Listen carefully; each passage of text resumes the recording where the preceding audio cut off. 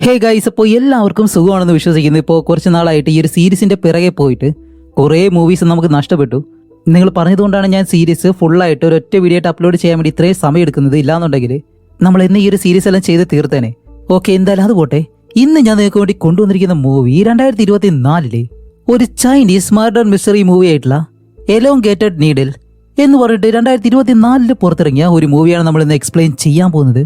അപ്പോൾ അധികമായിട്ട് വേറെ ഒന്നും പറയണ്ടല്ലോ, നേരെ മൂവി കാണുക, എൻജോയ് ചെയ്യുക, ഇതിലുള്ള ടെസ്റ്റൊക്കെ എന്താണെന്ന് കണ്ടുപിടിക്കാൻ ശ്രമിക്കുക. അപ്പോൾ ഇതുപോലുള്ള കഥകൾ കേൾക്കാനായിട്ട് നിങ്ങൾ എല്ലാവരും തയ്യാറാണെങ്കിൽ കഥ പറയാനായിട്ട് ഇതേ ഞാനിവിടെ ഉണ്ട്. അപ്പോൾ ഇതുപോലെ എന്നും കേൾക്കണമെന്നുണ്ടെങ്കിൽ നിങ്ങൾ ഈ ഒരു ചാനലിൽ മറക്കാതെ ഒന്ന് സബ്സ്ക്രൈബ് ചെയ്ത് വെച്ചാൽ മാത്രം മതി. അതാണ് നിങ്ങൾ എനിക്ക് തരുന്ന സപ്പോർട്ട്. പിന്നെ മറക്കാതെ താഴെയുള്ള ഹൈപ്പ് എന്ന് പറഞ്ഞ ആ ഒരു ഓപ്ഷനും പിന്നെ ആ ഒരു ലൈക്കും കൂടി ഒന്ന് തട്ടിവിട്ട് കഴിഞ്ഞാൽ വളരെ സന്തോഷമായിരിക്കും. അപ്പോൾ അധികം താമസിക്കാതെ നമുക്ക് നേരെ ഇന്നത്തെ ആ ഒരു കഥയിലേക്ക് പോയാലോ. ഈ കഥ തുടങ്ങുന്നത് ഒരു ഹോട്ടൽ റൂമിൽ നിന്നാണ്. ഇപ്പോൾ ആ ഒരു ഹോട്ടൽ റൂമിൽ ഒരു ഫാൻ മാത്രം കറങ്ങിക്കൊണ്ട് നിൽക്കാണ്. അതിനപ്പുറത്താണെങ്കിലോ ഒരു പെൺകുട്ടി മരിച്ചു കിടക്കുന്നു. ഇപ്പൊ അത് കഴിഞ്ഞിട്ട് അടുത്ത സീനിൽ കാണിക്കുന്നത് നമ്മുടെ ഈ മൂവിയിലെ ഹീറോ ആൻഡ് ഹീറോയിൻ. ഇപ്പൊ ഇവര് രണ്ടുപേരും പോലീസുകാരാണ്. അതുമല്ല നമ്മുടെ ഹീറോയിനും ഉടനെ തന്നെ കല്യാണം കഴിക്കാൻ പോകുന്നു. ഇതിൽ മറ്റൊരു കാര്യം എന്താണെന്ന് വെച്ചാല് നമ്മുടെ ഹീറോയ്ക്ക് ആൾറെഡി തന്നെ കല്യാണം കഴിഞ്ഞിട്ട് ഒരു കുട്ടിയുണ്ട്, പക്ഷെ ഭാര്യ മരിച്ചുപോയി. ഇപ്പോൾ നമ്മുടെ ഹീറോ നേരെ ഹീറോയിനെ വിളിച്ചിട്ട് ഇതുപോലെ എനിക്ക് അത്യാവശ്യമായിട്ടൊരു ജോലിയുണ്ട്, എനിക്ക് പകരമായിട്ട് സ്കൂളിലേക്ക് പോയിട്ട് എൻ്റെ കുട്ടിയൊന്ന് വിളിച്ചിട്ട് വരാൻ പറ്റുമോ എന്ന് ചോദിക്കുമ്പോൾ ഹീറോയിന് അത് സന്തോഷമുള്ളൊരു കാര്യമല്ലേ, അതുകൊണ്ട് അവളത് ചെയ്യാന്ന് പറയും. അപ്പോൾ നമ്മുടെ ഹീറോ അത്യാവശ്യമായിട്ട് പോകുന്ന ഒരു സ്ഥലം ഏതാണെന്ന് വെച്ചാൽ സ്റ്റാർട്ടിങ്ങിൽ ഒരു പെൺകുട്ടി മരിച്ചു കിടന്ന ഹോട്ടലുണ്ടല്ലോ, അവിടേക്കാണ് പോകുന്നത്. അവിടെ പോയിട്ട് ഇവർ പരിശോധിക്കുമ്പോഴത്തേക്കാണ് മരിച്ചുപോയ ഒരു പെൺകുട്ടി ഒരു ഹോസ്പിറ്റലിൽ ട്രെയിനി ആയിട്ട് വർക്ക് ചെയ്യാണ്. അവളുടെ ID കാർഡ് വെച്ചിട്ടാണ് അത് കണ്ടുപിടിക്കുന്നത്. അതുപോലെ അവൾ മരിച്ചു കിടന്ന റൂമിലാണെങ്കിൽ കണ്ണാടി ചില്ലുകളെല്ലാം പൊട്ടിക്കിടപ്പുണ്ട്. അങ്ങനെ ആ ഒരു പെൺകുട്ടിയെ നേരെ കൊണ്ടുവന്നിട്ട് അറ്റോപ്സി ചെയ്യുമ്പോഴത്തേക്കും അറ്റോപ്സി ചെയ്യുന്ന ആ ഒരു ഡോക്ടറിന് പോലും മരണകാരണം എന്താണെന്ന് കണ്ടുപിടിക്കാൻ കഴിയുന്നില്ല. ഇപ്പൊ അവളുടെ ദേഹത്ത് അവളെ ഉപദ്രവിച്ചതുപോലെയോ അല്ലെങ്കിൽ കൊല്ലാൻ ശ്രമിച്ചതുപോലെയോ അങ്ങനെയുള്ള അടയാളങ്ങളൊന്നും കാണുന്നില്ല. അതേപോലെ തന്നെ അവൾ സൂയിസൈഡ് ചെയ്യാനായിട്ട് ശ്രമിച്ചെങ്കിൽ അതിനുള്ള അടയാളങ്ങൾ ശരീരത്തില്ല. അതുകൊണ്ട് തന്നെ അവളുടെ മരണകാരണം എന്താണെന്ന് ഈ ഡോക്ടറിന് പോലും കണ്ടുപിടിക്കാൻ കഴിയാത്തൊരവസ്ഥയായിപ്പോയി. അപ്പോൾ ഡോക്ടർ പറയും, സോറി സാർ, ഇതിൽ കൂടുതൽ എനിക്കൊന്നും കണ്ടുപിടിക്കാൻ കഴിയത്തില്ല, ചെറിയൊരു അടയാളം പോലുമില്ല, എനിക്ക് തോന്നുന്നു സഡൻ ഓഫ് ഡെത്ത് ആണെന്ന്. അതുകൊണ്ട് നിങ്ങൾ നിങ്ങളുടേതായിട്ടുള്ള രീതിയിലൊന്ന് അന്വേഷിച്ച് നോക്ക്, എന്തെങ്കിലും തെളിവ് കിട്ടിയാലോ എന്ന് പറയുന്നതും ഹീറോ എന്തായാലും ഈ ഒരു കേസ് വെറുതെ വിടാൻ പോകുന്നില്ല. അങ്ങനെ മരിച്ച പെൺകുട്ടി ഇതുപോലെ ട്രെയിനി ആയിട്ടുള്ള ആ ഒരു ഹോസ്പിറ്റലിലേക്ക് ഹീറോ ചെല്ലും. അവിടെ ചെന്നിട്ട് അവളുടെ സീനിയർ ആയിട്ടുള്ള ആ ഒരു ഡോക്ടറെയും കണ്ട് ഇതുപോലെ ആ ഒരു പെൺകുട്ടി മരിച്ചുപോയെന്നും അവളെ പറ്റി എന്തെങ്കിലും വിവരങ്ങൾ അറിയാമെങ്കിൽ അത് പറഞ്ഞുതരാൻ പറയുമ്പോൾ ഇപ്പൊ ആ ഒരു പെൺകുട്ടിയെ നമുക്ക് എന്തായാലും സാറാന്ന് വിളിക്കാം. ഇപ്പോൾ സാറ് മരിച്ചെന്നുള്ള ആ ഒരു കാര്യം അറിയുമ്പോഴത്തേക്കും ഡോക്ടർ പെട്ടെന്ന് വിഷമിക്കുന്നുണ്ട്. ഇനിയിപ്പോൾ ഇവർ തമ്മിൽ എന്തെങ്കിലും റിലേഷനും കാര്യങ്ങളും ഉണ്ടോ എന്ന് നമുക്കറിയത്തില്ല. ഇപ്പോൾ ഡോക്ടർ പറയുന്നത് വേറെ ഒന്നുമില്ല, ഇന്നലെ ഇവിടെ നിന്ന് പോകുമ്പോഴത്തേക്ക് അവൾക്ക് ഒരു കുഴപ്പമില്ലായിരുന്നു, സൂയിസൈഡ് ചെയ്യുന്ന രീതിയിൽ അവൾക്ക് വലിയ പ്രശ്നങ്ങളോ കാര്യങ്ങളൊന്നുമില്ല. അതുപോലെ അവൾക്ക് അച്ഛനില്ല, അമ്മയുടെ പൊണ്ണ വളർന്നത്. ഇത്രയും ധൈര്യമുള്ള ഒരു പെൺകുട്ടി ഒരിക്കലും സൂയിസൈഡ് ചെയ്തില്ല. അതുകൊണ്ട് നിങ്ങൾ പറയുന്നത് എനിക്ക് വിശ്വസിക്കാൻ കഴിയുന്നില്ല എന്ന് പറയുമ്പോൾ അതിന് കാരണം വേറെ ഒന്നുമല്ല, ഈ ഡോക്ടറായിട്ട് മാത്രമാണ് അവൾ അധികമായിട്ട് സംസാരിക്കുന്നത്, വേറെ ആരോടും അങ്ങനെ അധികം സംസാരിക്കത്തില്ല.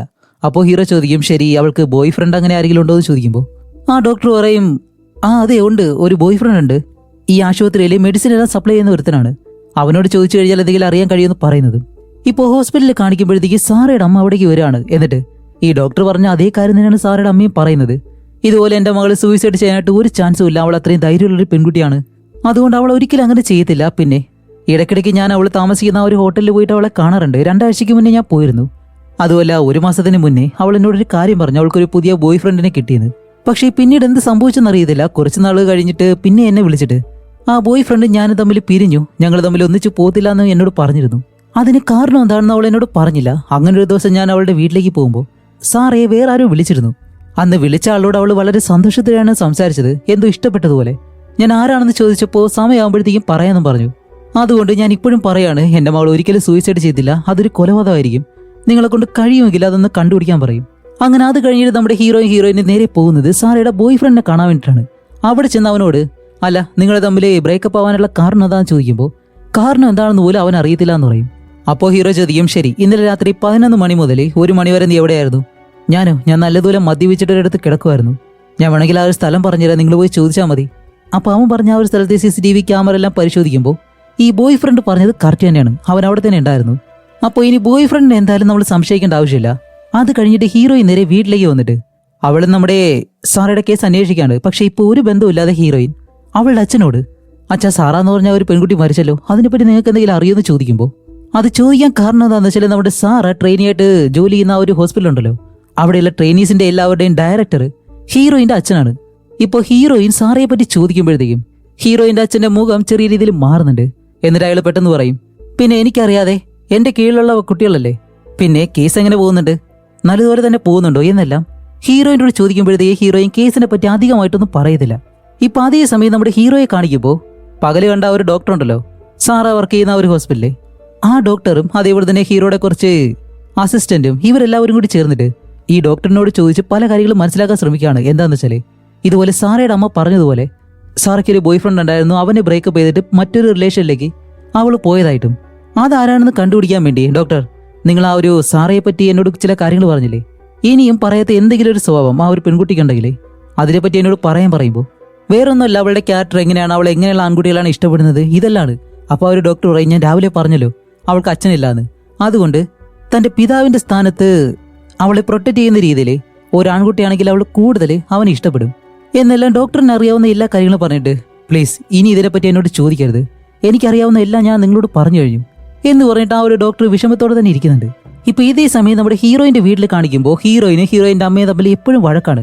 അതിന് കാരണം വേറെ ഒന്നുമില്ല, ഹീറോയിന്റെ അമ്മ വെറുതെ ഒരാവശ്യമില്ലാതെ അവളുടെ അച്ഛനെ കുറ്റം പറഞ്ഞുകൊണ്ടേയിരിക്കും. ഇപ്പൊ ഹീറോയിൻ പറയും, അമ്മ എന്തിനാ വെറുതെ ഇങ്ങനെ അച്ഛനായിട്ട് വഴക്ക് പറയുന്നത്, അച്ഛനാണെങ്കിൽ അമ്മ എന്തെങ്കിലും പറയാറുണ്ടോ എന്നല്ല ഹീറോയിൻ ചോദിക്കുമ്പോഴത്തേക്കാണ് ഹീറോയിന്റെ അമ്മ പറയുന്നത്, എടി നിനക്കറിയാത്തത് കൊണ്ടാണ്, നിന്റെ അച്ഛനെ എല്ലാം ആ രീതിയിൽ തന്നെ വിടേണ്ടതായിരുന്നു, ഞാനും എന്റെ അച്ഛനും കൂടി ചേർന്നിട്ടാണ് നിന്റെ അച്ഛനെ ഈ ഒരു ലെവലിലേക്ക് കൊണ്ടുവന്നത്, ഞാനും എന്റെ അച്ഛനും ഇല്ലായിരുന്നെങ്കിലേ നിന്റെ അച്ഛൻ ഇപ്പൊ ഏതെങ്കിലും ഒരു ഗ്രാമത്തിലെ ഒരു സാധാരണ ഡോക്ടറായിട്ട് ഒരു പാവപ്പെട്ടവനായിട്ട് കഴിയേണ്ടതായിരുന്നു എന്നെല്ലാം ഹീറോയിനോട് അവളുടെ അമ്മ പറയുമ്പോഴത്തേക്കാണ് ഹീറോയിന്റെ അച്ഛൻ അവിടേക്ക് വന്നിട്ട് ഹീറോയിനോട് പറയും, മോളെ നിനക്ക് നിന്റെ അമ്മയെ പറ്റി അറിയാലോ, അതുകൊണ്ട് വെറുതെ സംസാരിക്കണമെന്ന് പറഞ്ഞ് ഹീറോയിനെ അകത്തേക്ക് പറഞ്ഞു വിടും. ഇപ്പോൾ ഹീറോയിന്റെ അമ്മയ്ക്ക് അവളുടെ അച്ഛനോട് ഇത്രയും ദേഷ്യം വരാൻ കാരണം എന്താണെന്ന് വെച്ചാൽ അതിനൊരു ഫ്ലാഷ് ബാക്ക് ഉണ്ട്. എന്താണെന്ന് വെച്ചാൽ ഇപ്പൊ കാണിക്കുമ്പോഴത്തേക്കും ഇവരുടെ രണ്ടുപേരുടെയും 30ാമത്തെ ആനിവേഴ്സറിയാണ്. രണ്ടുപേരും ഇപ്പോൾ ആ ഒരു സന്തോഷത്തിൽ മദ്യവെച്ചിരിക്കുകയാണ്. അതുപോലെ ഹീറോയിന്റെ അച്ഛൻ നല്ലൊരു ഡോക്ടറാണ്, അതിലും നല്ല എക്സ്പീരിയൻസ് ഉള്ള ഒരു ഡോക്ടറാണ് ഹീറോയിന്റെ അമ്മ. അതുപോലെ ഹീറോയിന്റെ അമ്മയുടെ കുടുംബമാണെങ്കിലോ പാരമ്പര്യമായിട്ട് അവർ ഡോക്ടർമാരാണ്. പക്ഷെ ഇപ്പോൾ ഹീറോയിന്റെ അമ്മയാണെങ്കിൽ തന്റെ കുടുംബത്തിന് വേണ്ടിയിട്ട് അവരുടെ ആ ഒരു ഡോക്ടർ ജോലി ഉപേക്ഷിച്ച് ഒരു വീട്ടമ്മയായിട്ടാണ് ഇപ്പോൾ നിൽക്കുന്നത്. അതുകൊണ്ട് ഹീറോയിന്റെ അച്ഛൻ തന്റെ ഭാര്യയോട് പറയും, നീ എനിക്കും എന്റെ മകൾക്കും വേണ്ടിയിട്ട് നിന്റെ ആ ഒരു പാഷനും കുടുംബത്തിന്റെ പാരമ്പര്യം എല്ലാം വിട്ട് ഞങ്ങൾക്ക് വേണ്ടി ജീവിക്കുന്നത് വളരെ നല്ല കാര്യമാണെന്നെല്ലാം പറയുമ്പോഴത്തേക്കും അത് പറഞ്ഞു തീരേണ്ട താമസം ഹീറോയിന്റെ അമ്മ പെട്ടെന്ന് ടേബിളിനടിയിൽ നിന്നൊരു ഫോട്ടോ എടുക്കുന്നുണ്ട്. ഇവിടെയാണ് അടുത്തൊരു ട്വിസ്റ്റ്. എന്താണെന്ന് വെച്ചാൽ ആ ഒരു ഫോട്ടോയിൽ ഹീറോയിന്റെ അച്ഛനും അതേപോലെ തന്നെ മരിച്ചുപോയ സാറ എന്ന് പറഞ്ഞ ആ ഒരു പെൺകുട്ടി ഉണ്ടല്ലോ, ഇവര് രണ്ടുപേരും നല്ല ഹാപ്പി ആയിട്ട് ഈ പ്രണയിക്കുന്നവരെ പോലെ നിൽക്കുന്ന ഫോട്ടോയും കാര്യങ്ങളൊക്കെയാണ് ഉള്ളത്. അപ്പോൾ ഇവര് രണ്ടുപേരും റിലേഷൻഷിപ്പിലായിരുന്നു. ഇപ്പോൾ ഹീറോയിന്റെ അമ്മയാണെങ്കിലോ ഇപ്പൊ എന്താ മിണ്ടാൻ കഴിയാത്തത്, ഇത്രയും നേരം ഞാൻ എന്തോ വലിയ ത്യാഗം ചെയ്യുന്നു എന്നെല്ലാം പറഞ്ഞുകൊണ്ടിരുന്നു. ഓക്കെ ഞാൻ ചെയ്യുന്നുണ്ട്, നീ എനിക്ക് വേണ്ടി എന്താ ചെയ്തത്, ഈ പ്രായത്തിലെ നിനക്ക് ഒരു പുതിയ പെൺകുട്ടിയെ വേണോ അല്ലേ, നീ നോക്കിക്കോ, നിന്നോട് എന്ന് മുതലാണ് ആ ഒരു പെൺകുട്ടി പരിചയപ്പെടാൻ തുടങ്ങിയത് അന്ന് മുതൽ ആ ഒരു പെൺകുട്ടിയുടെ മരണം ഞാൻ കുറിച്ചു വെച്ചിട്ടുണ്ട് എന്ന് പറയുന്ന ആ ഒരു ഫ്ലാഷ് ബാക്ക് ഇപ്പോൾ നമുക്ക് കാണിച്ചു തന്നിട്ട് ഇപ്പോൾ നിങ്ങൾ ചിന്തിക്കുന്നത് എന്താണെന്ന് എനിക്ക് മനസ്സിലായി, ഈ ആന്റി ആയിരിക്കും നമ്മുടെ സാറെ കൊന്നതെന്ന്. അതേ സംശയം തന്നെയാണ് ഹീറോയിന്റെ അച്ഛനുള്ളത്. ഇപ്പൊ അതിനെപ്പറ്റി ഹീറോയിന്റെ അമ്മയോട് ചോദിക്കുമ്പോഴത്തേക്കും അവർ കറക്റ്റായിട്ടൊരു മറുപടി പറയുന്നില്ല, അവർ കൊന്നോ ഇല്ലയോ എന്നൊന്നും. പക്ഷെ ഒരു കാര്യം മാത്രം പറയുന്നുണ്ട്, മരിച്ചല്ലോ എനിക്ക് അത്രയും സന്തോഷമായെന്ന് പറയും. അതുപോലെ ഹോസ്പിറ്റലിലെ നമ്മുടെ സാറയുടെ ഡയറക്ടറായിട്ടുണ്ടായിരുന്നത് ഹീറോയിന്റെ അച്ഛനാണല്ലോ. അതുകൊണ്ട് ഹീറോയിന്റെ അച്ഛനോട് ചോദ്യങ്ങൾ ചെയ്യാൻ വേണ്ടിയിട്ട് ഹീറോ അടുത്ത ദിവസം തന്നെ ഹീറോയിന്റെ അച്ഛനെ കാണാൻ വേണ്ടിയിട്ട് വരികയാണ്. അങ്ങനെ ഹീറോ വന്നിട്ട് ഇതുപോലെ സാറയെ പറ്റി ഹീറോയിന്റെ അച്ഛനോട് ചോദിക്കുമ്പോഴത്തേക്കാണ് ഇയാളെ പറ്റി നമ്മൾ നേരത്തെ കണ്ടല്ലോ, ചെറിയ പെൺകുട്ടികളായിട്ടാണ് ഇയാളുടെ കറക്കം. അപ്പൊ അയാൾ പറയും, അതൊരു ട്രെയിൻ ആയിട്ടുള്ളൊരു പെൺകുട്ടി, അത്ര മാത്രമേ ഉള്ളൂ, അല്ലാതെ അതിൽ കൂടുതൽ എനിക്ക് അവളെ പറ്റി വലുതായിട്ടൊന്നും അറിയത്തില്ല എന്ന് പറയും. പൊന്നു മോനെ എന്തൊരു അഭിനയം നോക്ക്. പക്ഷെ ഇവിടെയാണ് നമ്മുടെ ഹീറോയിന്റെ അച്ഛൻ അപ്പൂപ്പൻ അറിയാത്ത മറ്റൊരു കാര്യം, നമ്മുടെ ഹീറോ ആൾറെഡി തന്നെ ഇയാളെ പറ്റി കൂടുതൽ അറിഞ്ഞിട്ടാണ് വന്നേക്കുന്നത്. കാരണം ഈ ഹോട്ടൽ റൂമിന്റെ CCTV ഫുട്ടേജ് എല്ലാം ഹീറോ പരിശോധിക്കുമ്പോഴത്തേക്കും സാർ ഒറ്റയ്ക്കല്ല ഹോട്ടലിലേക്ക് പോയിട്ടുള്ളത്, അവളോടൊപ്പം ഇയാളും ഉണ്ടെന്നുള്ള കാര്യം ഇവർ നേരത്തെ തന്നെ കണ്ടിരുന്നു. എന്നിട്ട് ഇപ്പൊ അത് തെളിവായിട്ട് കാണിക്കുമ്പോഴത്തേക്കും പെട്ടുപോയല്ലോ. അപ്പൊ അയാൾ പറയും, അതെ ശരി തന്നെയാണ്, ഞാനും സാറേയും തമ്മിൽ റിലേഷനിലായിരുന്നു എന്ന് പറഞ്ഞിട്ട് ഇതെല്ലാം തുടങ്ങിയത് എവിടെ നിന്നാണെന്നാണ് കാണിക്കുന്നത്. ഇപ്പൊ സാറ ഇവിടെ ആദ്യമായിട്ട് ക്ലാസ്സിന് വരുമ്പോഴത്തേക്കും അവൾക്ക് ക്ലാസ് എടുത്ത സാറ് ഹീറോയിന്റെ അച്ഛന്റെ സുഹൃത്താണ്, അതും തന്റെ സുഹൃത്തും കൂടി. അപ്പൊ അവൻ പറഞ്ഞിട്ടാണ് സാറയെ ഈ ഒരു ഹോസ്പിറ്റലിലേക്ക് ട്രെയിനിയായിട്ട് വിട്ടത്. അങ്ങനെ ഒരു ദിവസം ഞാൻ തിരിച്ച് വീട്ടിലേക്ക് പോകുമ്പോഴത്തേക്കാണ് സാറ അവൾക്ക് നല്ല രീതിയിൽ പരിക്കെല്ലാം പറ്റിയിട്ട് സഹായിക്കാൻ ആരുമില്ലാതെ റോഡിലിരിക്കുന്നത് കണ്ടത്. അങ്ങനെ അവളെ വിളിച്ച് നേരെ വീട്ടിലേക്ക് കൊണ്ടുവന്ന് അവൾക്ക് ആഹാരമെല്ലാം കൊടുത്ത് അവൾ നല്ലതുപോലെ നോക്കിയത് ഞാനായിരുന്നു. സത്യത്തിൽ ഞാൻ അവളെ സഹായിക്കാൻ വേണ്ടിയിട്ട് ആ ഒരു സഹായ മനസ്സുണ്ടല്ലോ, ആ രീതിയിലാണ് അവളോട് പെരുമാറിയത്. പക്ഷേ അവൾക്ക് എന്ത് തോന്നിയെന്നറിയത്തില്ല, പോകെ അവൾ എന്നോട് നല്ലതുപോലെ അടുക്കാൻ തുടങ്ങി. പിന്നീട് എന്തോ ഞാനും പതിയെ അവളിലോട്ട് അടുക്കാൻ തുടങ്ങി. അത് കഴിഞ്ഞ് ഞങ്ങൾ രണ്ടുപേരും നല്ല രീതിയിലുള്ള പ്രണയത്തിലായി. അതുപോലെ സാറ മരിക്കുന്ന ആ ഒരു ദിവസം അന്ന് രാത്രി ഞാൻ അവളോടൊപ്പം ഹോട്ടലിലേക്ക് പോയിരുന്നു. അത് കഴിഞ്ഞിട്ട് ഞങ്ങൾ രണ്ടുപേരും കുറച്ച് റൊമാൻറ്റിക് ആയിട്ടിരുന്നു. അത് കഴിഞ്ഞിട്ട് ഞാൻ അവളോട് പറഞ്ഞു എനിക്കൊരു ഇന്റർവ്യൂ ഉണ്ട്, ഞാൻ ഇതുപോലെ ബീജിംഗ് വരെ പോവാണെന്ന്. പക്ഷെ സാറ പറഞ്ഞത് അവളും എന്നോടൊപ്പം വരുന്നു. പക്ഷേ ആ രീതിയിൽ കൊണ്ടുപോകാനായിട്ടുള്ള ഒരു റിലേഷൻഷിപ്പ് അല്ലല്ലോ നമ്മുടേത്. അത് മറ്റുള്ളവർ അറിഞ്ഞു കഴിഞ്ഞാലേ എന്താവും. അതുകൊണ്ട് ഞാൻ അവളോട് പറഞ്ഞു ഇല്ല നീ വരണ്ടെന്ന്. പക്ഷെ അവളാണെങ്കിലോ എന്നെ തന്നെ ബ്ലാക്ക് മെയിൽ ചെയ്യാൻ തുടങ്ങി.